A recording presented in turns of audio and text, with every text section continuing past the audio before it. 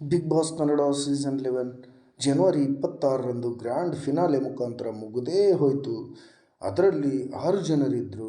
Hanumanthu ಲಮಾಣಿಯವರು finale ಕಪ್ಪನ್ನು ಹೊಡೆದುಕೊಂಡ್ಬಿಟ್ರೆ, ತ್ರಿವಿಕ್ರಮ್ರವರು ರನ್ನರಪ್ ಆಗಿ ಹೊರಹೊಮ್ಮಿದರು. ಆದರೆ Hanumanthu Lamani cup ಹೊಡೆದಿರುವ ಬಗ್ಗೆ ಕರ್ನಾಟಕದ ಬಹಳಷ್ಟು ಜನರಲ್ಲಿ ಹೊಟ್ಟೆ ಕಿಚ್ಚು, ಮಾತ್ಸರ ಇದೆ.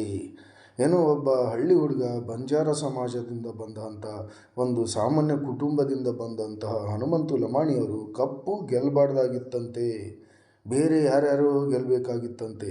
ಇದು ಭಾಳಷ್ಟು ದಿನದಿಂದ ಒಂದು ರೂಮರು ಹರಿದಾಡ್ತಾ ಇತ್ತು, ನಾನು ಕೂಡ ನೋಡಿದೆ. ಆದರೆ ಅದಾದಮೇಲೆ ಯಾರ್ಯಾರು ಸಾರಿ ಕೇಳಿದ್ರು, ಯಾರ್ಯಾರು ಏನು ಹೇಳಿದ್ರು ಗೊತ್ತಿಲ್ಲ. ಆದರೆ ನಾನು ಮಾತ್ರ ಒಬ್ಬ ಹನುಮಂತು ಅಭಿಮಾನಿಯಾಗಿ ನನಗೆ ತೋಚಿದ್ದನ್ನು ಹೇಳ್ತೀನಿ ನೋಡಿ. ಇವರಿದ್ದಾರೆ ನೋಡಿ, ತ್ರಿವಿಕ್ರಮ್ ಅವರ ತಾಯಿಯವರು ಇವರು. ಇವರ ಪ್ರಕಾರ ಹನುಮಂತು ಲಮಾಣಿ ಫಿನಾಲೆ ಗೆದ್ದಿದ್ದು ಇವರಿಗೆ ಇಷ್ಟ ಇಲ್ಲಂತೆ. ಅವ್ರನ್ನ ಬಿಟ್ಟು ಬೇರೆ ಯಾರು ಗೆದ್ದಿದ್ರು ತೃಪ್ತಿ ಇತ್ತಂತೆ. ಫಿನಾಲೆ ಗೆಲ್ಲೋಕೆ ಹನುಮಂತನ ಹತ್ರ ಏನೂ ಇರಲಿಲ್ಲಂತೆ, ಅರ್ಹತೆಯೇ ಇರಲಿಲ್ಲವಂತೆ ಅವನ ಹತ್ರ. ಇದು ಈ ಅಮ್ಮನ ಹೊಟ್ಟೆ ಕಿಚ್ಚಿನ ಮನೋಭಾವ. ಯಾಕಮ್ಮ ಆಡಲಿಲ್ಲ ಹನುಮಂತರವರು? ಎಷ್ಟೊಂದು ಟಾಸ್ಕ್ಗಳನ್ನು ಆಡಿದ್ದಾರೆ, ಎಷ್ಟೊಂದು ತನ್ನ ವ್ಯಕ್ತಿತ್ವ, ಸರಳ ವ್ಯಕ್ತಿತ್ವದ ಮುಖಾಂತರ ಇಡೀ ಕರ್ನಾಟಕದ ಜನರ ಮನ ಗೆದ್ದಿದ್ದಾರೆ. ನಿಮ್ಮ ಮಗನ ವಿರುದ್ಧನೂ ನೋಡಿ, ಒಂದು ಜಾಲರಿ ಮಿಲ್ಟ್ರಿ ಸಿಸ್ಟಮ್ ಇರುವಂಥ ಜಂಡ ನೆಡುವ ಒಂದು ಇದರಲ್ಲೂ ತಾನೇ ಫಸ್ಟ್ ಜಿಂಕೆ ಥರ ಆ ಜಾಲರಿ ಹಗ್ಗದ ಹೆಗರಿ ಮೇಲೆ ಹೋಗಿ ಜೈ ಬಿಗ್ ಬಾಸ್ ಅಂತೇಳಿ ಧ್ವಜನೂ ನೆಟ್ಟಿದ್ದಾನೆ. ಏನಮ್ಮ, ಇನ್ನು ರಜತೆ ನಿನ್ನ ಪರವಾಗಿ ಏನು ಭಾರ ಹೊರುವ ಸ್ಪರ್ಧೆಯಲ್ಲಿ ಚೀಲ ರಜತ್ತು ಹನುಮಂತು ಮೇಲೆ ಹಾಕಿ ನಿನ್ನ ಮಗನ ಗೆಲ್ಸಿದ್ನಲ್ಲ, ಅವಾಗೂ ಹೇಳಿಲ್ಲ ನೀನು ಹನುಮಂತಗೂ ಅನ್ಯಾಯ ಆಯ್ತು ಅಂತೇಳಿ. ಭವ್ಯ ಗೌಡ ಹನುಮಂತನ ಮೇಲೆ ಕೈ ಮಾಡಿದ್ದಲ್ಲ, ಅವಾಗೂ ನೀನು ಹೇಳಲಿಲ್ಲ ಹನುಮಂತನ ಮೇಲೆ ಭವ್ಯ ಕೈ ಮಾಡಬಾರ್ದಾಗಿತ್ತು ಅಂತ. ಕರ್ನಾಟಕದ ಇಡೀ ಜನತೆ ಹೇಳ್ತಾ ಇತ್ತು ಇವೆರಡರ ಬಗ್ಗೆ. ಆದರೆ ನೀನು ಮಾತ್ರ ಸುಮ್ಮನೆ ಇದ್ದಲ್ಲಮ್ಮ. ಯಾಕೆ ನೀನು ನೋಡಲಿಲ್ವಾ?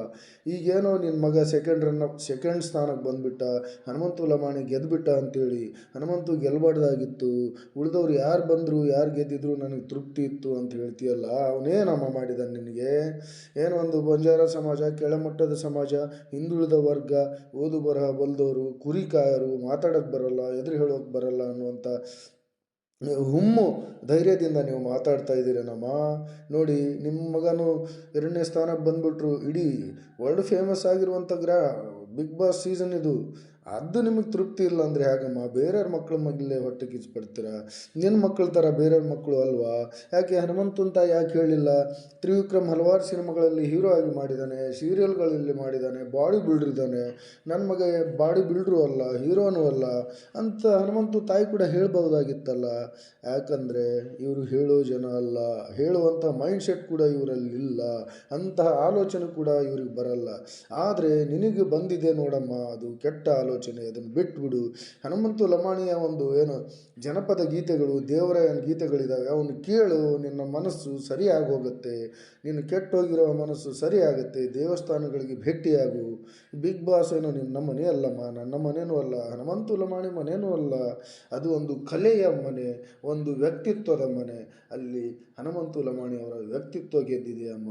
ನಿನ್ನ ಮಗನಕ್ಕಿಂತ ಹನುಮಂತ ಏನು ಹೆಚ್ಚಂತ ನಾ ಹೇಳ್ತಾ ಇಲ್ಲ, ಇಬ್ಬರು ಸರಿ ಸಮಾನರೇ.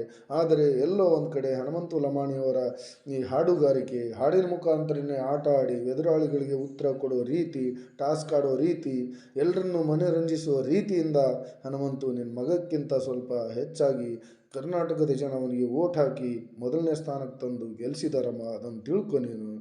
ಸಿಕ್ಕಂಗೆ ಬಾಯಿ ಹರಿಬಾರ್ದಾಗಿತ್ತು, ಬಾಯಿ ಬಿಡಬಾರ್ದಾಗಿತ್ತು. ಎಲ್ಲರ ಮಕ್ಕಳು ಅಷ್ಟೇ. ಏನೋ ನಿನ್ನ ಮಗ ತ್ರಿವಿಕ್ರಮ್ ನಿನ್ನ ಮಗ ಅಂತೇಳಿ ಹೇಳ್ತಾ ಇದೆಯೇನಮ್ಮ. ಎಲ್ರಿಗೂ ಹೆತ್ತ ಮಕ್ಕಳು ಹೆಗ್ಗಣ ಇದ್ರೂ ಹೆತ್ತವರಿಗೆ ಮುದ್ದೆ ಅಂತೆ. ಅದೇ ಥರ ಮುತ್ತು ನಿನ್ನ ಮಗ ನಿನಗೆ. ಹನುಮಂತನ ತಾಯಿ ಹನುಮಂತು ಮುತ್ತು, ಅದಮ್ಮ ವ್ಯತ್ಯಾಸ. ನಿಮ್ಮ ಮಕ್ಕಳ ಬಗ್ಗೆ ನಮ್ಮ ಮಕ್ಕಳ ಬಗ್ಗೆ ವ್ಯಾಮೋಹ ಬೆಳೆಸ್ಕೋಬಾರ್ದು. ಇರುವಂಥ ಕಲೆಗೆ ಮರ್ಯಾದೆ ಕೊಡಬೇಕು, ಪ್ರೋತ್ಸಾಹಕ್ಕೆ ಮರ್ಯಾದೆ ಕೊಡಬೇಕು. ಇಡೀ ಕರ್ನಾಟಕದಲ್ಲಿ 5-6 ವರ್ಷದಿಂದ ಹೆಸರಾಗಿದೆ ನಾಯಪ್ಪ. ಊರುಗಳಲ್ಲಿ ಹಳ್ಳಿಗಳಲ್ಲಿ ಎಷ್ಟೊಂದು ಕಾರ್ಯಕ್ರಮಗಳಲ್ಲಿ ತನ್ನ ಮಧುರ ಕಂಠದಿಂದ ಇಡೀ ಕರ್ನಾಟಕದ ಜನತೆಯ ಮನಸ್ಸನ್ನು ಗೆದ್ದಿದ್ದಾನೆ, ಅವರ ಮನಸ್ಸನ್ನು ನೆಲೆಸಿದ್ದಾನೆ ಅಮ್ಮ. ಅವನ ಮುಗ್ಧ ಹಾಡುಗಳನ್ನು ಕೇಳಿದ್ರೆ ನಾವು ಜಗತ್ತೇ ಮರೆತು ಹೋಗ್ತೀವಿ, ಅಂಥ ಹಾಡುಗಾರಿಕೆ ಅವನ ಹತ್ರ ಇದೆ. ಅಂಥವ್ರ ಮೇಲೆ ಹೊಟ್ಟೆ ಕಿಚ್ಚಿಬಿಟ್ರೆ ಯಾ ದೇವರು ಮೆಚ್ಚಲ್ಲ ಅಂತ ತಮಗೆ ಹೇಳ್ತಾ ಇದ್ದೀನಿ. ದಯವಿಟ್ಟು ಯಾರಿಗೂ ಈ ರೀತಿ ಇನ್ನೊಮ್ಮೆ ಹೇಳೋಕೆ ಹೋಗಬೇಡಿ. ನಿನ್ನ ಮಗ ನನ್ನ ಮಗ ಅಂತ ಭೇದ ಭಾವ ಮಾಡದೆ ಒಳ್ಳೆಯ ರೀತಿಯಿಂದ ಇರಿ ಅಂತ ನಾನು ನಿಮಗೆ ಒಂದು ಸಲಹೆ ಕೊಡ್ತಾ ಇದ್ದೀನಿ. ಇದು ನಾನು ಕೂಡ ಒಬ್ಬ ಹನುಮಂತ ಅಭಿಮಾನಿ ಕೂಡ, ನಿನ್ನ ಮಗನ ಅಭಿಮಾನಿ ಕೂಡ ಹೌದು, ಕಿಚ್ಚ ಸುದೀಪ್ ಅವರ ಹಾಗೂ ಬಿಗ್ ಬಾಸ್ ಅಭಿಮಾನಿ ಕೂಡ ಹೌದು. ಇನ್ನೊಂದು ಸಾರಿ ಯಾವ ಸ್ಪರ್ಧಿಗಳ ಬಗ್ಗೆನೂ ಯಾರು ಅವರ ಕಲೆ ಬಗ್ಗೆ ಕೀಳು ಮಟ್ಟದಲ್ಲಿ ಮಾತಾಡಬಾರ್ದು. ಅವರವರ ಕೀಳು ಆಟ ಅವರವರಿಗೆ ಇರುತ್ತೆ. ಆದರೆ ನಿನ್ನ ಮಗ ಭವ್ಯಗೌಡ ಜೊತೆ ಲವಿ ಡವಿಯಲ್ಲಿ ತಿರುಗಾಡ್ತಿದ್ನಲ್ಲ, ಅವಾಗ ಹೇಳಿಲ್ಲ ನೀನು, ಬಿಟ್ಟು ರಾಧಾಕೃಷ್ಣನ್ ಥರ ಇದ್ದೀರಪ್ಪ ಅನ್ನುವಂಥ ಮಾತು ಹೇಳಿದರೆ ಹೊರತು ತಿತ್ಕೊಳ್ಳಿ ಮನೆಯಲ್ಲಿ ಈ ಆಟ ಬೇಡ, ಬಿಗ್ ಬಾಸ್ ಗೆಲ್ಕೊಂಬನ್ನಿ, ಈ ಥರ ಎಲ್ಲ ಬಿಟ್ಬಿಡಿ ಅಂತ ಒಂದು ಮಾತು ಹೇಳಿದಿರುವಂಥ ತಾಯಿಯಮ್ಮ ನೀನು.